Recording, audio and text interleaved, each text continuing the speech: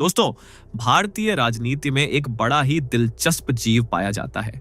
इसे आप मौसम विभाग से भी ज्यादा भरोसेमंद तरीके से ट्रैक कर सकते हो, क्योंकि जैसे ही सत्ता की हवा बदलती है, इसका माइग्रेशन पैटर्न भी बदल जाता है। सोचिए, कोई नेता 20 साल तक आपको समझाता रहे कि देश खतरे में है, संविधान खतरे में है, लोकतंत्र आईसीयू में है, सेकुलरिज्म वेंटिलेटर पर है, अल्पसंख्यक डरे हुए हैं।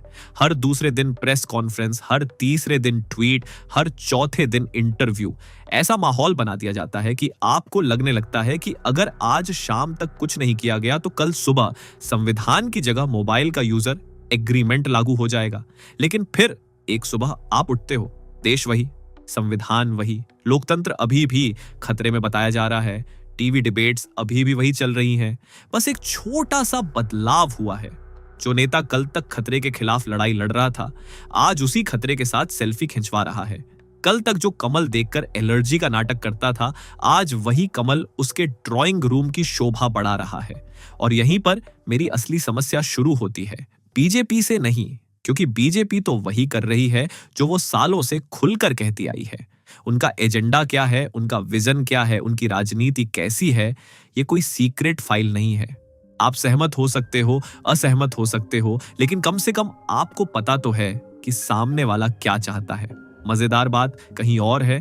मजेदार बात उन नेताओं में है जो सालों तक देश बचाओ, संविधान बचाओ, लोकतंत्र बचाओ, गणतंत्र बचाओ, संस्थाएं बचाओ का हॉर्न बजाते रहते हैं। और जैसे ही मंत्री पद की खिड़की खुलती है, सबसे पहले खुद को बचा लेते हैं। अचानक विचारधारा छुट्टी पर चली जाती है, सिद्धांत वर्क फ्रॉम होम पर चले जाते हैं और नैतिकता का मोबाइल स्विच ऑफ हो जाता है। कल तक जो नेता भाषण में आग उगल रहा था, आज वही विकास, स्थिरता, राष्ट्रहित और सकारात्मक राजनीति पर मोटिवेशनल स्पीकर बन जाता है। इतनी तेजी से रीब्रांडिंग तो मोबाइल कंपनियां भी नहीं करती। कभी कभी लगता है भारतीय राजनीति में विचारधारा नहीं, सिर्फ ट्रायल वर्जन चलता है। जब तक सत्ता दूर है तब तक क्रांति। जैसे ही सत्ता पास आती है, अपडेट डाउनलोड हो जाता है और नया वर्जन लॉन्च होता है। मैंने देश हित में यह कठिन फैसला लिया है। भाई, देश हित में लिया है या करियर हित में, ये भी कभी बता दिया करो, क्योंकि जनता अब इतनी भी नई नहीं रही कि हर बार प्रेस कॉन्फ्रेंस का नया वॉलपेपर देखकर पूरी कहानी भूल जाए। अब यहां से कहानी और मजेदार हो जाती है, क्योंकि पार्टी बदलना अपने आप में इतनी बड़ी खबर नहीं है। भारतीय राजनीति में यह कोई दुर्लभ घटना नहीं है। यहां तो कुछ नेताओं का राजनीतिक करियर देखकर लगता है कि उन्होंने पार्टी की सदस्यता नहीं, मेट्रो कार्ड बनवा रखा है। जहां फायदा दिखा वहीं एंट्री मार दी। लेकिन असली कॉमेडी तब शुरू होती है जब वही लोग आपको अपने पुराने भाषण भूल जाने के लिए कहते हैं। कल तक जो कैमरे के सामने खड़े होकर बोल रहे थे कि हम आखिरी सांस तक लड़ेंगे, आज वही बोल रहे हैं। देखिए, राजनीति में परिस्थितियां बदलती रहती हैं। भाई, परिस्थितियां बदली हैं या आपकी पार्किंग की लोकेशन। और सबसे दिलचस्प चीज होती है सोशल मीडिया। राजनीति में शायद सबसे ज्यादा दुख अगर किसी को होता है तो वो सोशल मीडिया मैनेजर को होता है। सोचिए उसकी हालत। 3 साल तक उसने रोज पोस्ट डाली, संविधान बचाओ, तानाशाही रोको, लोकतंत्र खतरे में है। फिर एक सुबह बॉस का फोन आता है, भाई सब डिलीट कर दो। क्या मतलब सर? मतलब सब। लेकिन सर, ये तो हमारा पूरा नैरेटिव था। अब नया नैरेटिव आएगा। और फिर शुरू होता है डिजिटल गृह प्रवेश।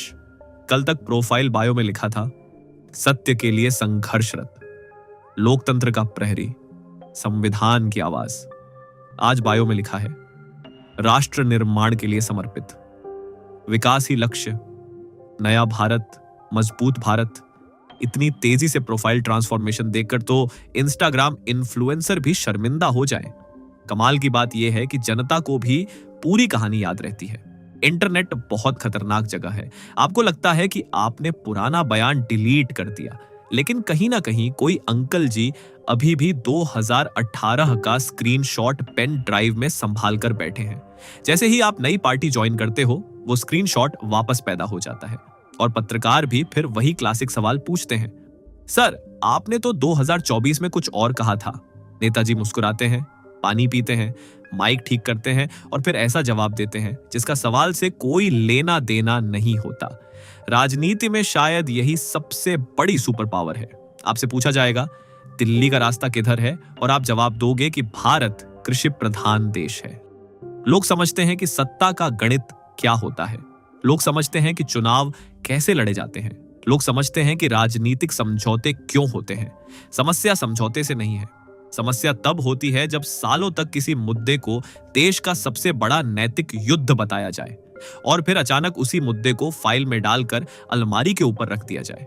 क्योंकि अगर लड़ाई सच में इतनी ऐतिहासिक थी तो फिर उसका अंत इतना शांत क्यों है? और अगर अंत इतना आसान था तो शुरुआत में इतना ड्रामा क्यों था? यही सवाल लोगों के दिमाग में घूमता रहता है और यहीं से शुरू होती है भारतीय राजनीति की सबसे बड़ी कला। विचारधारा नहीं बदलती, उसकी प्रेस रिलीज बदल जाती है। अब कुछ लोग कहेंगे, अरे भाई, राजनीति में कोई स्थायी दोस्त या दुश्मन नहीं होता। बिल्कुल सही बात है। ये लाइन हम सबने इतनी बार सुनी है कि अब तो लगता है इसे संविधान की प्रस्तावना के नीचे भी लिख देना चाहिए। लेकिन एक मिनट, दोस्ती और दुश्मनी बदलना अलग बात है और पूरी विचारधारा को ऐसे बदल देना जैसे मोबाइल में नया वॉलपेपर लगाया हो, वो अलग बात है। यहीं पर मामला थोड़ा दिलचस्प हो जाता है क्योंकि पिछले कुछ सालों में हमने एक नया राजनीतिक ट्रेंड देखा है। नेता पार्टी नहीं बदलते, पूरा बैकग्राउंड म्यूजिक बदल देते हैं। कल तक मंच पर खड़े होकर बोल रहे थे, हम आखिरी सांस तक लड़ेंगे, हम झुकेंगे नहीं, हम डरेंगे नहीं। ऐसा भाषण कि सामने बैठा आदमी भी सोचने लगे कि चलो यार, आज से मैं भी क्रांति में शामिल हो जाता हूं। फिर कुछ महीने बाद वही नेता दूसरी पार्टी के मंच पर दिखाई देते हैं, चेहरे पर मुस्कान, गले में फूलों की माला, और बोलते हैं, मैं देश हित में यहां आया हूं। अब जनता सोच रही होती है, भाई देश हित तो पहले भी था, देश तो रातों रात स्विट्जरलैंड शिफ्ट नहीं हो गया, फिर अचानक ये नया देश हित कहां से आ गया? लेकिन इस पूरी कहानी में सबसे महत्वपूर्ण बात कुछ और है। ये सिर्फ एक नेता की कहानी नहीं है, ये एक पैटर्न है, बार बार दिखने वाला पैटर्न। पहले जनता को बताया जाता है कि देश एक ऐतिहासिक लड़ाई लड़ रहा है। एक तरफ संविधान, दूसरी तरफ उसके दुश्मन, एक तरफ लोकतंत्र, दूसरी तरफ उसका खतरा। ऐसा माहौल बनाया जाता है कि लगता है जैसे आने वाले चुनाव नहीं बल्कि इतिहास का फाइनल एग्जाम होने वाला है। लेकिन फिर वही नेता जिन्होंने इस लड़ाई को जीवन मरण का प्रश्न बताया था, सबसे पहले एग्जाम हॉल छोड़कर दूसरी बेंच पर जाकर बैठ जाते हैं। और यही चीज लोगों को परेशान करती है, क्योंकि अगर लड़ाई इतनी बड़ी थी तो फिर सिद्धांत इतने छोटे क्यों निकले? अगर मुद्दे इतने गंभीर थे तो फिर समझौते इतने आसान क्यों निकले? और अगर सब कुछ अंत में राजनीतिक सुविधा पर ही निर्भर था तो फिर जनता को सालों तक भावनात्मक भाषणों का ईएमआई प्लान क्यों बेचा गया? यहीं से लोगों का भरोसा टूटता है, क्योंकि राजनीति में हार जीत से ज्यादा नुकसान तब होता है जब शब्दों की कीमत खत्म हो जाती है। और जब शब्दों की कीमत खत्म होती है तो भाषण तालियां तो बटोर लेते हैं, लेकिन भरोसा नहीं। और आखिर में सबसे बड़ा सवाल यही बचता है, इस पूरी कहानी का असली विलेन कौन है? क्या वो पार्टी जो लगातार अपनी ताकत बढ़ाने की कोशिश कर रही है, या वो लोग जो सालों तक खुद को उसके खिलाफ सबसे मजबूत दीवार बताकर खड़े रहे और फिर मौका मिलते ही उसी दरवाजे से अंदर चले गए? देखिए, राजनीति कोई संतों का आश्रम नहीं है। यहां हर पार्टी सत्ता चाहती है, हर नेता चुनाव जीतना चाहता है, हर संगठन अपना प्रभाव बढ़ाना चाहता है। इसमें कोई हैरानी वाली बात नहीं है। अगर कोई पार्टी अपने विरोधियों को अपने पाले में ला रही है तो वो वही कर रही है जिसके लिए राजनीति बनाई गई थी, सत्ता हासिल करना और उसे मजबूत करना। लेकिन सवाल दूसरी तरफ है। अगर कोई नेता 10-15 साल तक आपको बताता रहे कि देश की आत्मा खतरे में है, लोकतंत्र आखिरी सांसें गिन रहा है, संविधान पर हमला हो रहा है, और फिर एक दिन वही नेता उसी सिस्टम का हिस्सा बन जाए, तो लोगों को कम से कम सवाल पूछने का हक तो है। क्योंकि जनता की याददाश्त उतनी भी खराब नहीं है जितनी कुछ नेता मान लेते हैं। भारतीय जनता शायद भाषण की हर लाइन याद न रखे, लेकिन उसे एहसास जरूर रहता है कि कौन किस बात पर खड़ा था और कौन कब मुड़ गया। और यही वजह है कि आज लोगों में राजनीतिक निराशा बढ़ रही है। कई लोग किसी विचारधारा से नहीं बल्कि नेताओं की लगातार बदलती स्क्रिप्ट से परेशान हैं, क्योंकि जनता को हार से समस्या नहीं होती, जनता को बेचे गए सपनों और बाद में बदले गए वादों से समस्या होती है। अगर शुरू से कहो कि भाई मैं राजनीति में हूं, अवसर देखूंगा, फैसले बदल सकते हैं, शायद लोग इतना नाराज भी ना हो। लेकिन पहले खुद को क्रांति का चेहरा बताना, फिर अचानक सत्ता के गलियारे में दिखाई देना। यहीं पर लोगों को लगता है कि कहानी में कुछ गड़बड़ है। और शायद यही भारतीय राजनीति का सबसे बड़ा विरोधाभास है। नेता बदलते रहते हैं, पार्टियां बदलती रहती हैं, नारे बदलते रहते हैं, पोस्टर बदलते रहते हैं, यहां तक कि सोशल मीडिया की बायो भी बदल जाती है। लेकिन हर चुनाव के बाद जनता फिर उसी उम्मीद के साथ वोट डालती है कि इस बार शायद शब्दों और कर्मों के बीच की दूरी थोड़ी कम होगी। अब सच क्या है, झूठ क्या है, कौन सिद्धांतवादी है और कौन सिर्फ बेहतर अवसर तलाश रहा है, इसका फैसला आप खुद कीजिए। क्योंकि लोकतंत्र की सबसे दिलचस्प बात यही है, नेताओं के पास मंच होता है, पार्टियों के पास संसाधन होते हैं, टीवी चैनलों के पास बहस होती है, लेकिन आखिरी फैसला वो हमेशा जनता के पास होता है। और जनता जब फैसला सुनाती है तब ना प्रेस कॉन्फ्रेंस काम आती है, ना ट्वीट, ना बड़ी बड़ी रैलियां। तब सिर्फ एक चीज मायने रखती है, क्या आपने वही किया जो सालों तक लोगों से कहते रहे, या फिर आपकी विचारधारा भी मोबाइल डेटा की तरह थी।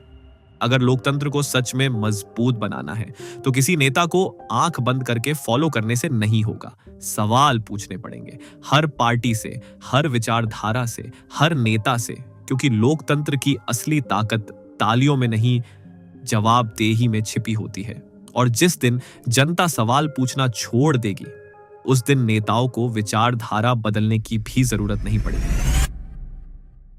तो दोस्तों, आज की पूरी कहानी से अगर एक बात समझ आती है तो वो ये है कि राजनीति में स्पीड से ज्यादा इंपॉर्टेंट है कंसिस्टेंसी। क्योंकि अगर कोई नेता हर चुनाव के बाद अपनी विचारधारा ऐसे बदल रहा है जैसे लोग गर्मियों में कूलर की जगह एसी लगा लेते हैं, तो फिर जनता को सवाल पूछने का पूरा हक है। मजेदार बात यह है कि हमारे देश में नेताओं के पुराने भाषणों से ज्यादा लंबी उम्र शायद सिर्फ आधार कार्ड और शादी के एल्बम की होती है। इंटरनेट नाम की चीज सब संभाल कर रखती है। जो बात आपने 5 साल पहले कही थी वो किसी न किसी के मोबाइल में आज भी HD क्वालिटी में मौजूद है। इसलिए किसी भी नेता, पार्टी या विचारधारा को आंख बंद करके फॉलो मत कीजिए। फैन क्लब का मेंबर बनने से पहले नागरिक बनिए। क्योंकि लोकतंत्र में सबसे ताकतवर व्यक्ति वो नहीं होता जिसके पास सबसे बड़ी रैली हो, सबसे ज्यादा पोस्टर हो या सबसे लंबा काफिला हो। सबसे ताकतवर वो होता है जो वोट देने से पहले सवाल पूछता है। और याद रखिए, लोकतंत्र की असली बैटरी नारों से नहीं, जवाबदेही से चार्ज होती है। इसलिए सोचिए, समझिए, सवाल पूछिए और हर दावे को थोड़ा टेस्ट भी कीजिए। मैं मिलूंगा आपसे अगली वीडियो में एक और दिलचस्प मुद्दे के साथ। तब तक जागरूक रहिए, जिज्ञासु रहिए और किसी भी नेता को इतना भी प्यार मत कर बैठिए कि वो पार्टी बदल ले और आपको नोटिफिकेशन भी ना मिले।